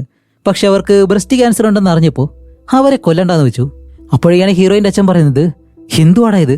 ഇത്രയും നാൾ കഴിഞ്ഞിട്ട് എൻ്റെ മകനാണെന്ന് പറഞ്ഞ് നീ എൻ്റെ കൺമുന്നിൽ വന്ന് നിൽക്കുമ്പോൾ നീ എൻ്റെ കൂടെ ഉള്ളവരെല്ലാവരെയും കൊല്ലാനായിട്ട് ശ്രമിക്കുന്ന കഥ എന്നോട് പറയുന്നു. ഞാൻ നിന്റെ അമ്മയോട് നിന്നോട് ചെയ്തത് തെറ്റ് തന്നെയാണ്. പക്ഷെ ആ സമയത്ത് എൻ്റെ അവസ്ഥ അതായിരുന്നു. അതുകൊണ്ടാണ് എനിക്ക് നിന്റെ അമ്മയെ നോക്കാൻ കഴിയാഞ്ഞത്. പക്ഷെ അതിനു വേണ്ടിയിട്ട് ഇപ്പോഴാണ് നീ റിവെഞ്ചായിട്ട് വന്നേക്കുന്നത്. ഇനിയിപ്പോൾ ഞാൻ എന്ത് ചെയ്യുമെന്ന് ചോദിക്കുമ്പോഴത്തേക്കാണ് അവൻ പറയുന്നത്, ശരി, നിനക്ക് 2 ഓപ്ഷൻ ഉണ്ട്. ഒന്നുകിൽ ഈ ഒരു കൊല ചെയ്തത് നീയാണെന്ന് ഏറ്റു പറഞ്ഞ് എനിക്ക് വേണ്ടി നീ ജയിലിലേക്ക് പോകണം. ഇല്ലാന്നുണ്ടെങ്കിൽ ഞാനാണ് ഈ ഒരു കൊല ചെയ്തതെന്ന് ഞാൻ തന്നെ സമ്മതിച്ച് എൻ്റെ അമ്മയെ നീ അന്ന് തന്നെ ഒതുക്കി നിർത്തി. അതുപോലെ എന്നെയും ഇവിടെ വെച്ച് തീർത്തേക്ക് എന്ന് പറഞ്ഞിട്ട് ആ ഒരു ഡോക്ടർ അവിടെ നിന്ന് പോകുന്നതും ഇത്രയും കാലം തന്റെ കാമുകിക്ക് അതുപോലെ ഒരു ശിക്ഷ കൊടുത്തു. അതുപോലെ ഇപ്പൊ തന്റെ മകൻ ഇവിടേക്ക് വരുമ്പോഴത്തേക്കും തന്റെ മകനെ രക്ഷിക്കാൻ വേണ്ടിയിട്ട് കൂടിയാണ് ഹീറോയിന്റെ അച്ഛൻ ഇതുപോലെ ആ ഒരു കുറ്റം ഏറ്റെടുത്തിട്ട് അയാളാണ് കൊന്നതെന്ന് പറഞ്ഞത്. അങ്ങനെ ഇത്രയും സത്യങ്ങൾ പറയുന്നതും ഇപ്പോൾ വേറെ എന്താണ്, ആ ഒരു കണ്ണാടി ഡോക്ടറിനെ അറസ്റ്റ് ചെയ്യുന്നു. അതേപോലെ തന്നെ ഒരു തെറ്റും ചെയ്താൽ നമ്മുടെ ഹീറോയിന്റെ അമ്മയെ വെളിയിലേക്ക് വിടുന്നുണ്ട്. അതുപോലെ അവർക്ക് ബ്രസ്റ്റ് ക്യാൻസർ ആണെന്നും കൂടി പറഞ്ഞു. അവർ പറയുന്നുണ്ടായിരുന്നു ഇത്രയും വർഷം ഡിപ്രഷനിലായിരുന്നെന്നും. കാരണം വേറെ ഒന്നുമല്ല, സാറ കൊടുത്തിരുന്ന ആ ഒരു കാപ്പുണ്ടല്ലോ അതിപ്പോഴും ആ ഒരു ഡോക്ടറിന്റെ കയ്യിൽ തന്നെ ഉണ്ട്. അതുകൊണ്ട് തന്റെ ഭർത്താവിനോട് എത്ര സ്നേഹം കാണിച്ചാലും അവന്റെ മനസ്സിൽ വേറൊരാളാണെന്ന് വിചാരിച്ചിട്ടാണ് ഹീറോയിന്റെ അമ്മയ്ക്ക് ഇതുപോലെ ഡിപ്രഷനായിട്ട് അവസാനം ബ്രസ്റ്റ് ക്യാൻസർ എല്ലാം വന്നത്. അങ്ങനെ അത് കഴിഞ്ഞിട്ട് ഏകദേശം ഒരു 10 മാസം കഴിഞ്ഞ് കാണിക്കുമ്പോൾ നമ്മുടെ കണ്ണാടി ഡോക്ടറിനെ അവൻ മനഃപൂർവ്വമാണല്ലോ ഈ ഒരു കൊലപാതകം നടത്തിയത്. അതുകൊണ്ട് തന്നെ അവന് മരണശിക്ഷയാണ് വിധിച്ചിട്ടുള്ളത്. അപ്പോൾ ഡോക്ടർ പറയും എനിക്കിതുപോലെ ഹീറോയെ കാണണമെന്ന്. അങ്ങനെ ഹീറോ അവിടേക്ക് വന്നിട്ട് എന്താ കാര്യം എന്ന് ചോദിക്കുമ്പോഴത്തേക്കാണ് അവൻ പറയുന്നത്, ഇല്ല, ഒരു ചെറിയ ഹെൽപ്പ്, നിങ്ങളെ കൊണ്ട് മാത്രമേ അത് ചെയ്യാൻ കഴിയത്തുള്ളൂ. എൻ്റെ അച്ഛനോടുള്ള ആ ഒരു ദേഷ്യം കാരണം എൻ്റെ അച്ഛനെ എപ്പോഴേ കൊല്ലണമെന്ന് ഞാൻ പ്ലാൻ ചെയ്തിരുന്നതാണ്. പക്ഷേ എൻ്റെ അമ്മ കൊടുത്തിരുന്ന ആ ഒരു കാപ്പ് അയാളുടെ കയ്യിൽ ഇപ്പോഴും ഇരിപ്പുണ്ട്. ആ ഒരു ഒറ്റ കാരണം കൊണ്ടാണ് അയാളെ ഞാൻ കൊല്ലണ്ടെന്ന് തീരുമാനിച്ചത്. അതുപോലെ എൻ്റെ അമ്മ മരിക്കുന്നത് വരെയും എൻ്റെ അച്ഛനെ കാണണമെന്ന് ഒരുപാട് ആഗ്രഹിച്ചിരുന്നു. പക്ഷെ അതൊരിക്കലും നടന്നില്ല. അതിനു മുന്നേ എൻ്റെ അമ്മ മരിച്ചു. അതുകൊണ്ട് ഇപ്പോൾ അയാളോട് പറയും എൻ്റെ അമ്മയുടെ കല്ലറയുടെ അടുത്തേക്കൊന്ന് പോയിട്ട് വരാൻ. അത് എൻ്റെ അമ്മയുടെ ആത്മാവിനെങ്കിലും കുറച്ച് ശാന്തി കിട്ടുമെന്ന് പറയുമ്പോഴത്തേക്കും ഹീറോ പറയും അത് കുറച്ച് പാടുള്ള കാര്യമാണ്. കാരണം നിനക്ക് എപ്പോഴാണോ മരണശിക്ഷ വിധിച്ചത് നിനക്കും നിന്റെ അമ്മയ്ക്കും ഈ ഒരു അവസ്ഥ വരാൻ കാരണം അത് താനാണെന്നും താൻ നല്ലതുപോലെ ഇരുന്നിരുന്നെങ്കിൽ ഒരിക്കലും തന്റെ മകൻ ഒരിക്കലും ജയിലിലാവത്തില്ലായിരുന്നു, തന്റെ കാമുകി ഇതുപോലെ മരിക്കത്തില്ലായിരുന്നു. ഇതിനെല്ലാം കാരണക്കാരൻ താനാണ് എന്ന് പറഞ്ഞ് ഇനി ഈ ലോകത്ത് തനിക്കും ജീവിക്കാനായിട്ട് അർഹതയില്ല എന്ന് പറഞ്ഞിട്ട് ആ ഒരു ഡോക്ടർ സ്വയം അക്യുപഞ്ചർ ആ ഒരു ചികിത്സ ഉണ്ടല്ലോ അത് വെച്ച് തന്നെ അയാൾ സൂയിസൈഡ് ചെയ്തു. ഇപ്പൊ ആ ഒരു കാര്യം പറയുമ്പോഴത്തേക്കും ഈ കണ്ണാടി ഡോക്ടറിന് ചെറിയ വിഷമം വരുന്നുണ്ട്.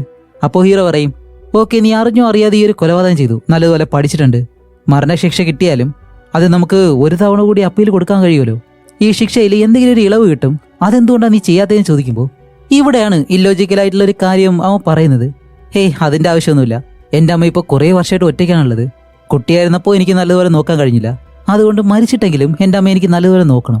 അതുകൊണ്ട് എനിക്ക് ഈ ഒരു മരണശിക്ഷ തന്നെ മതി എന്ന് പറഞ്ഞിട്ട് ആ ഒരു ശിക്ഷ അവൻ സ്വയം ഏറ്റുവാങ്ങുകയാണ്.